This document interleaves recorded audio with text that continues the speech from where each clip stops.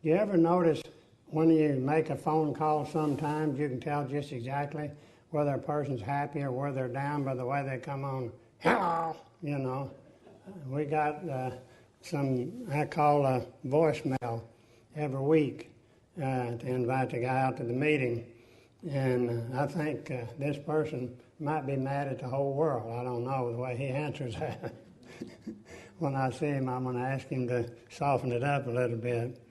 But you know, Jesus, you know, he was for everybody. And everybody's potential really mattered to him. In fact, he said in Jeremiah 29:11, he has a plan and a purpose for our life. And we need to find out what that plan and purpose is.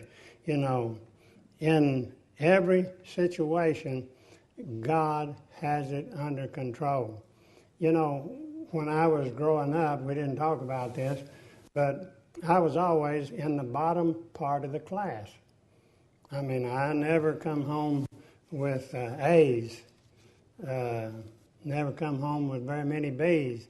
Most of mine was D's and C's. And it's amazing to see the guys you went to school with, the ones that you thought would go out and conquer the world. One of them's cleaning horse stalls over at the racetrack in Hot Springs, Arkansas.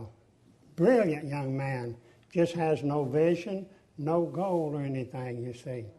And it's amazing, but you can never tell what's inside of a person. And what's inside of a person, a lot of times, if they have the drive, they will accomplish that. You've heard me tell about when I first went into the insurance business. When I went to insurance school, I had to have 300 dates on a card with a name and address of people that I had talked to that their insurance was coming up for renewal.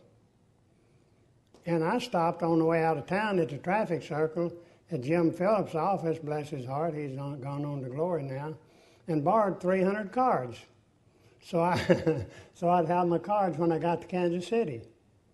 And I got up there with all of these brilliant guys. Some of them had already written business, and they were going to town, and here I'm sitting thinking about the 300 appointment cards I got that I got to give back when I get back to Tulsa.